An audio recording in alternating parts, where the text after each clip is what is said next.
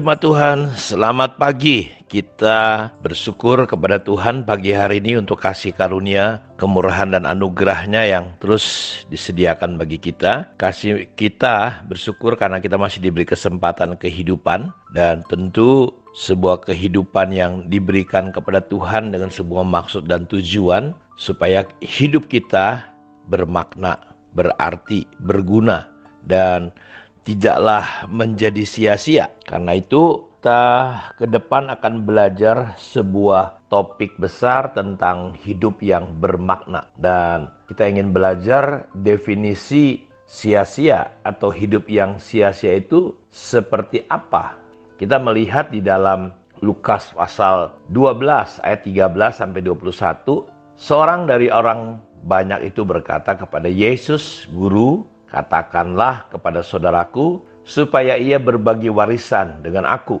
Tetapi Yesus berkata kepadanya, "Siapa yang telah mengangkat aku menjadi hakim atau pengantara atas kamu?" Katanya lagi kepada mereka, "Berjaga-jagalah dan waspadalah terhadap segala ketamakan. Sebab walaupun seorang berlimpah-limpah hartanya, hidupnya tidaklah tergantung daripada kekayaannya itu." Kemudian ia mengatakan kepada mereka suatu perumpamaan, katanya ada seorang kaya, tanahnya berlimpah-limpah hasilnya. Ia bertanya dalam hatinya, "Apakah yang harus aku perbuat?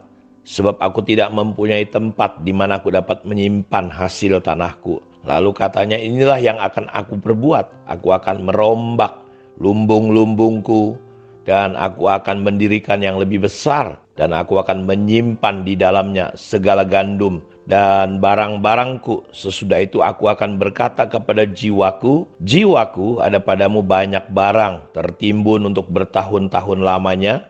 Beristirahatlah, makanlah, minumlah, dan bersenang-senanglah.' Tetapi firman Allah kepadanya, 'Hai engkau orang bodoh, pada malam ini juga jiwamu akan diambil daripadamu, dan apa yang telah kau sediakan, untuk siapakah itu nanti?' Demikianlah jadinya dengan orang yang mengumpulkan harta bagi dirinya sendiri, jikalau ia tidak kaya di hadapan Allah."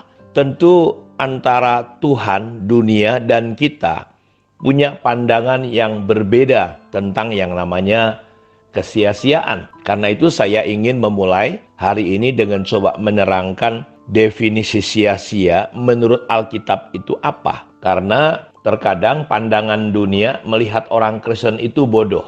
Kalau di Alkitab dikatakan kehidupan yang sia-sia menurut Alkitab adalah kita menjalani hidup ini dengan pandangan Tuhan dianggap bodoh. Sementara dunia juga terkadang menganggap kita ini orang bodoh, menghabiskan waktu beribadah, memberikan diri pemuritan, karena mereka punya filosofi dunia melihat hidup ini adalah uang. Hidup ini adalah, Bapak Ibu tahu, sesuatu yang harus dipergunakan semata-mata tentang bagaimana kita mendapatkan uang.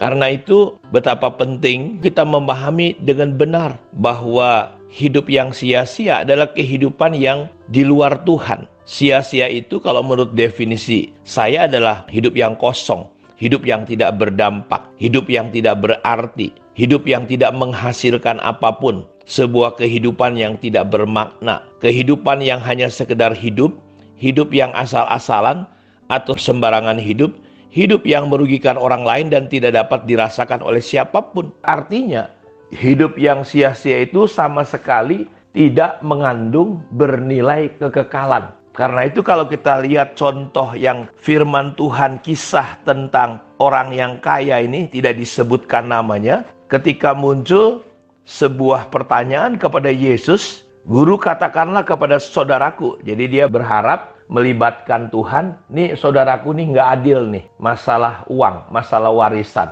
Tolong dong dia berbagi dengan warisan dengan aku supaya adil. Kehidupan yang bodoh ini dimulai kalau kita semata-mata melibatkan Tuhan hanya berputar di masalah hal-hal harta benda. Sampai Tuhan bilang, "Siapa yang telah mengangkat aku menjadi hakim atau pengantara atas kamu?" Jadi saudara, kita lihat bahwa betul yang kitab Korintus, Paulus berkata kalau kita percaya Yesus hanya sebatas perkara-perkara lahiria, percaya Tuhan hanya berharap masalah jasmani, kita adalah orang malang dari semua orang yang malang di dunia ini. Karena itu Tuhan berkata, hati-hati, jaga hatimu. Dari apa?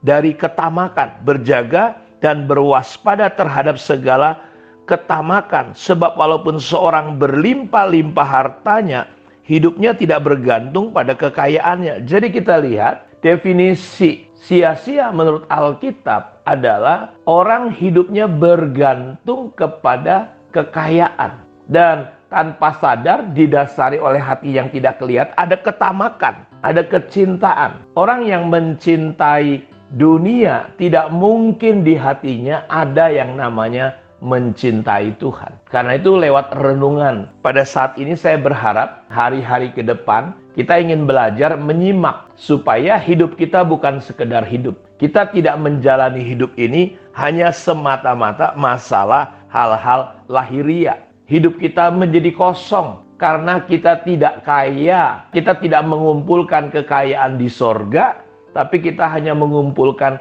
kekayaan di dunia. Ingat, apa yang kita dapatkan akan kita tinggalkan. Tapi apa yang kita lepaskan, kita lakukan untuk Tuhan. Itu yang justru akan mengikuti kita sampai pada kehidupan yang kekal. Karena itu biarlah kita nabung, taruh kekayaan kita di surga. Penuhi, kirim lewat perbuatan-perbuatan terbaik kita di dalam Tuhan. Karena itu dia mengambil contoh, ada orang yang berlimpah-limpah. Dia bukan hanya seorang yang kaya, ada orang kaya, tanahnya berlimpah-limpah. Saudara lihat dalam hatinya, apa yang harus aku perbuat? Dia sampai bingung saking banyak hartanya. Sebab aku tidak mempunyai tempat di mana aku dapat menyimpan hasil tanahku. Jadi udah nggak ada tempat lagi. Jadi berlimpah-limpah, sukses luar biasa. Dan dia lihat, perhatikan, kenapa dia disebut sia-sia, bodoh oleh Alkitab. Lalu katanya, inilah yang akan aku perbuat. Aku akan merombak lumbung-lumbungku. Aku akan mendirikan yang lebih besar. Aku akan menyimpan di dalamnya segala gandum dan barang-barangku. Sesudah itu aku akan berkata kepada jiwaku, jiwaku ada banyak padamu. Barang tertimbun untuk bertahun-tahun lamanya. Beristirahatlah, makanlah, minumlah, bersenang-senanglah. Jadi kita lihat, hanya sebatas kehidupan di dunia. Padahal di dunia ini kita cuma sebentar. Kita tidak bisa selama-lamanya tinggal di dunia. Satu hari kita akan mati. Sayangnya banyak orang tidak pernah memikirkan hidup setelah kematian ini. Jadi orang yang sia-sia, orang yang bodoh adalah hidupnya cuma sebatas dunia ini. Cuma sebatas umurnya. Dia menabung, dia lakukan banyak hal. Nggak ada sama sekali kita lihat. Dia memberi, dia melakukan untuk orang miskin, dia menabur untuk penginjilan. Nggak ada sama sekali. Yang dia pikirkan bagaimana dirinya bersenang-senang. Sehingga pada malam itu Tuhan bilang, hei orang bodoh. Jadi bodoh, sia-sia itu definisi Alkitab adalah bodoh. Jadi kesia-siaan itu merupakan kebodohan. Karena manusia tidak sama sekali melibatkan Tuhan dan membangun, menjalani hidupnya sedikit pun dengan nilai-nilai kekekalan. Ini bodoh sekali, ini sia-sia sekali kehidupan seperti ini. Karena itu kita mau belajar hari-hari ke depan tentang hidup yang bermakna. Jadinya untuk apa kata Tuhan? Ditinggalkan. Jadi ingat, semua yang kita dapatkan, kerja keras kita, sebenarnya untuk apa? Karena itu Yesus mati supaya kita tidak hidup untuk diri kita. Kita jalani hidup kita dengan keegoisan, kedagingan, kesenangan hidup. Tapi kita hidup untuk sebuah tujuan yang jelas. Karena kita adalah karena Tuhan dan rencananya. Kiranya Tuhan Yesus memberkati kita semua. Mari kita berdoa. Bukalah mata hati kami, sehingga kami boleh hidup tidak sia-sia, tidak bodoh, tidak kosong hidup kami. Tapi hidup kami boleh bernilai kekekalan ya Tuhan. Jamah dan sentuh anak-anak-Mu. Biarlah Roh Kudus menobatkan kami. Roh Kudus menolong kami. Sehingga hari-hari ini kami boleh memaknai, menjalani hidup ini dengan baik dan benar. Sesuai dengan rencana dan kehendak-Mu. Terima kasih Tuhan. Dalam nama Yesus hamba berdoa. Amin. Tuhan memberkati kita semua. Shalom.